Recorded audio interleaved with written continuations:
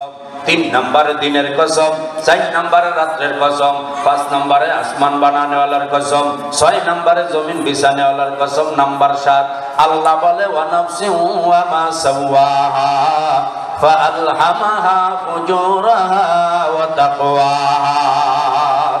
जोरे कोन আল্লাহ বলে।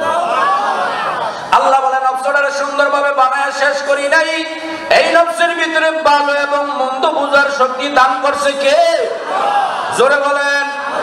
আল্লাহ বলে নফসটা সুন্দরভাবে বানায় শেষ করি নাই, এই নফসের ভিতরে ভালো এবং মন্দ বুঝার শক্তি দান করছি আমি আল্লাহ। জোরে কোন সুবহানাল্লাহ। এবার আপনাদেরকে एग्जांपल দিয়ে উদাহরণ দিলে বুঝবেন। এখানে বহু দূর থেকে পড়াই 10 থেকে 20 কিলোমিটার দূর থেকে কে আসছেন? 20 কিলোমিটার দূর থেকে কে আসছেন? একটু হাত উঠান না, একটা एग्जांपल দিলে বুঝবেন। ধরেন এখান থেকে ঢাকা থেকে আমি আসছি, ঢাকা থেকে আপনাদের যশোর কত কিলোমিটার? 150 কিলোমিটার বোঝার জন্য বলতেছি। আল্লাহ বলে ওয়া নাফসি ওয়া মা সাওয়াহা ফাআলহামাহা ফুজুরাহা ওয়া তাকওয়াহা।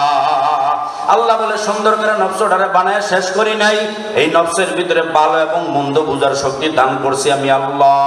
জোরে কোন সুবহানাল্লাহ। বাজান 150 কিলোমিটার দূর থেকে তোমাদের এই যশোরে জমজমপুর এলাকার মাহফিলে আসছি, আমার সাথে একটা মোবাইল আছে, বাড়ির থেকে রিংটোন বাজতেছি।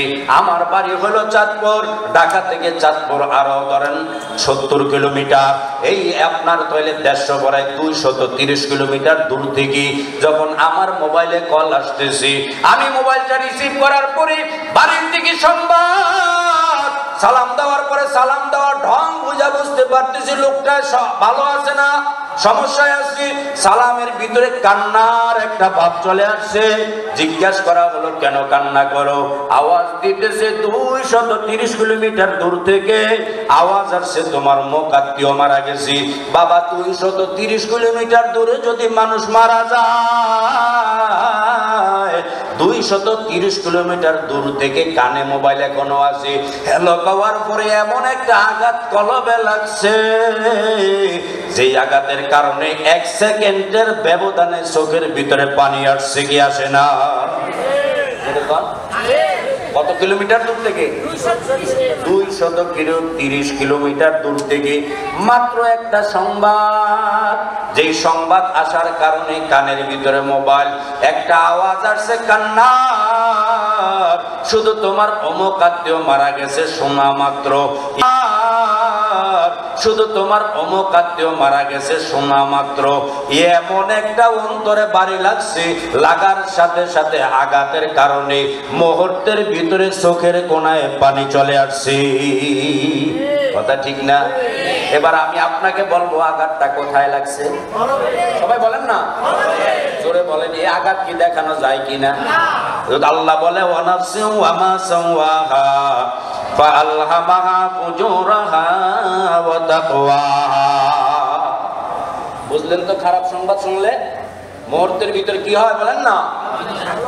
রাস্তা দিয়ে যাইতেছেন, আপনার ঘরের লোক অথবা মহল্লার লোক, আপনার পরিচিত কেউ মারামারি শুরু করছে, অন্যায় আপনার নিজস্ব লোকের, কিন্তু আপনি রাস্তা দিয়ে যাচ্ছেন, দুইজনে মারামারি, কোনো কথা নাই, আপনার আত্মীয়কে আঘাত করছে, রাস্তার সাইড থেকে ইট একটা নিয়ে তার মাথা বেড়া আঘাত করছেন অন্য একজন মানুষের। যখন ঝগড়া মীমাংসা হয়ে গেছে, রাস্তা দিয়ে যাইতেছেন, চিন্তা করতেছেন দোষটা আমার ভাইয়ের বা আমার আত্মীয়র, কিন্তু আমি যে ইট নিয়ে আঘাত করলাম অন্য মানুষকে, আসলে তো এইটা ঠিক হয় না। আল্লাহ বলে ওয়া নাফসি ওয়া মা সাওয়াহা ফাআলহামাহা ফুজুরাহা ওয়া তাকওয়াহা। বাড়ি লাগছে কোথায়? বিচার করলেন যে ইটটা মারলাম এটা তো আমার ঠিক হয় না। বিচার লাগছে কোথায়? জোরে বলেন। আবার 230 কিলোমিটার দূর থেকে 1 মিনিট পরে একটা কল রিসিভ করার পরে বলে কি খবর? বলে আপনার সরকারি চাকরি হয়েছে অথবা আপনার সন্তান পরীক্ষায় পাস করছে। 1 সেকেন্ডের পরিবর্তন, 1 সেকেন্ডের সময়ের ভিতরে এত পরিবর্তন।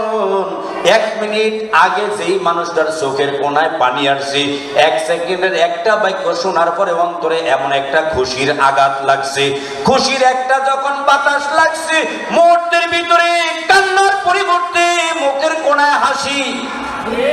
কথা কয় না? মুখের কোণায় কি? 230 কিলোমিটার পর থেকে এত একটা আওয়াজ আসার কারণে আপনার আওয়াজ যখন ভালো একটা সংবাদ আসলো, কলবের ভিতরে ভালো একটা আঘাত লাগছে। একটা দুঃসংবাদের আঘাতের কারণে মুহূর্তের ভিতরে চোখের কোণায় পানি আসলো। আবার একটা ভালো খবর আসার কারণে কলবে বাড়ি লাগার কারণে মুহূর্তের ভিতরে ওই চোখে পানির পরিবর্তে মুখে হাসি। কথা ঠিক না বেটি? আল্লাহ বলে ওয়া নাফসিন ওয়া মা সাওয়াহা ফাআলহামাহা ফুজুরাহা ওয়া তাকওয়াহা। জোরে করে আল্লাহু আকবার। কয় নাম্বার গেল? এই 7 নাম্বার। আল্লাহ বলে সূর্যের কসম, চন্দ্রের, মুখস্থ করেন না, সূর্যের কসম, চন্দ্রের কসম, দিনের কসম, রাত্রের কসম, আসমান বানানোওয়ালার কসম, জমিন বিছানোওয়ালার কসম। নফসটারে সুন্দরভাবে বানায় শেষ করে নাই, নফসের ভিতরে ভালো এবং মন্দ বোঝার শক্তি দান করছে কি? আল্লাহ বলে 7 জিনিসের কসম খায়া বলি, কদ আফলাহা মান যাক্কাহা। আল্লাহু আকবার। আমার মূল আলোচনায় চলে আসছি বাবা। আল্লাহ বলেন সূর্যের কসম খাইলাম, চন্দ্রের কসম খাইলাম, দিনের কসম খাইলাম, রাত্রের কসম খাইলাম, আসমান বানানোর কসম খাইলাম, জমিন বিছানের কসম খাইলাম।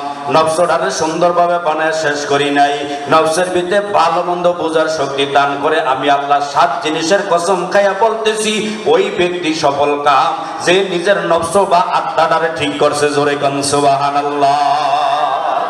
ওই জিনিসটার নাম কি? জোরে বলেন। আল্লাহ বলে এবার আপনাদের কাছে প্রশ্ন করি, আল্লাহর কাছে কলবের চাইতে দাম দুনিয়ার জমিনে আর কিছু আসেনি? জোরে বলেন না। নাই।